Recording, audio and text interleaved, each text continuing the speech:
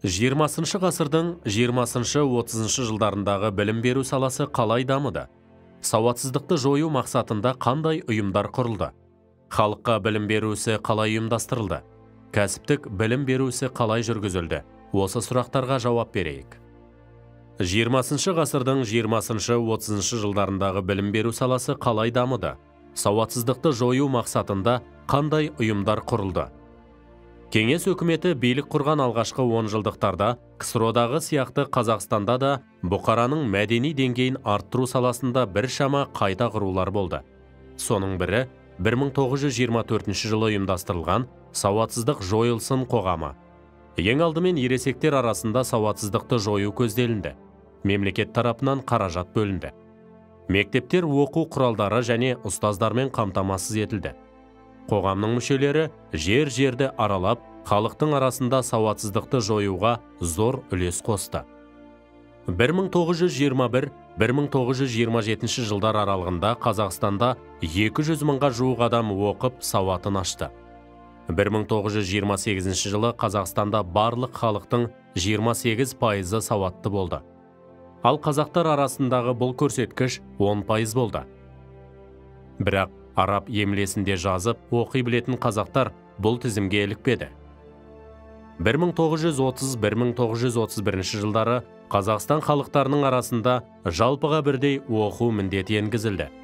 Сауатсыздықты жою жағынан Қазақстан одақ құрамындағы басқа мемлекеттерден артта қалды. Мұның себебі зиялы қауымды жазалап, елді ашаршылыққа ұшыратқан тоталитарлық жүйенің саясаты болды. Сауатсыздықты жою ісінде ең алдымен комсомол ұйымы белсенділік танытты. Республикада ересектер арасында сауатсыздықты жою ісіне сол кездегі ауыл мұғалімі журналы мен төте жол газеті әдістемелік құрал болды. 1939 жылы Қазақстандағы сауатты адамдардың үлесі 65% болды. Қазақ халқының арасында бұл көрсеткіш 40%-ға жетті. Республикадағы Алматы, Шымкент, Қарағанды, Лениногорск, Тараз, Орал сынды ірі қалалар негізінен сауатты қалалар саналды. Халыққа білім беру ісі қалай ұйымдастырылды? Халыққа білім беру ісі 1926 жылы Қазақ АКСР халық комиссарлар кеңесі Қазақ АКСР бір тұтас еңбек мектептерінің жарғысын қабылдады. Көптеген қалаларда арнаулы білім беретін және соның ішінде қазақ қыздарын оқытатын мектептер ашылды. 1930-1931 жылдары Қазақстан халықтарының арасында жалпыға бірдей оқу міндеті енгізілді. Жалпыға бірдей білім беру ісін дамытуға Ахмет Байтұрсынұлының суретті әліппесі, Жүсіпбек Аймауытовтың ана тілі оқулығы, тағы басқа қазақ зиялыларының ана тілінде жазылған оқулықтары үлкен үлес қосты. Кәсіптік білім беру ісі қалай жүргізілді? Кәсіптік білім беру ісінің дамуы 1928 жылы Қазақстанда тұңғыш жоғары оқу орны Алматы педагогика институты ашылды. Бұл институт кейін Абайдың есімімен аталды. 1929 жылы Алматы зоотехникалық мал дәрігерлік институты ашылды. 1930 жылы Алматыда Қазақ ауыл шаруашылық институты ашылды.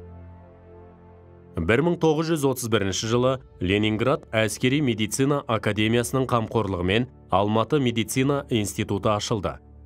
Соғыстың алдындағы жылдарда Қазақстанда жоғары оқу орындарының саны 20-ға, арнаулы оқу орындарының саны 118-ге жетті. Кәсіптік білім беретін бұл оқу орындарында 40 мыңға жуық жас шәкірт білім алды. 20 ғасырдың 30 жылдарында Қазақстан ғылымы қалыптасып дами бастады. Қазақстанды ғылыми тұрғыдан зерттеу ісіне 1920 жылы құрылған Қазақстанды зерттеу қоғамы зор үлес қосты. Бұл қоғамда Құдайберген Жұбанов, Санжар Асфендияров, Жүсіпбек Аймауытов, Александр Затаевич, Ахмет Байтұрсынұлы, Әбубәкір Диваев сияқты ғалымдар еңбек етті.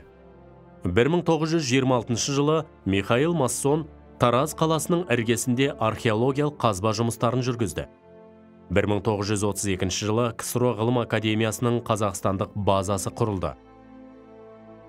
Николай Кассин, Михаил Русаков, Александр Ферсман сияқты геолог ғалымдар қазақ жерінің табиғи ресурстарын зерттеуде ірі табыстарға жетті.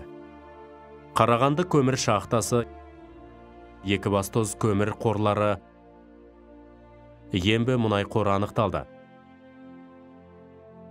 20 ғасырдың 20-30 жылдарында Алматы, Орал, Петропавл, Семей қалаларында түрлі деңгейдегі мәдениет мекемелері жұмыс істеді. Осылайша, 20 ғасырдың 20-30 жылдарындағы білім беру жүйесі мен ғылым саласы біршама жетістіктерге жеткенін көре аламыз.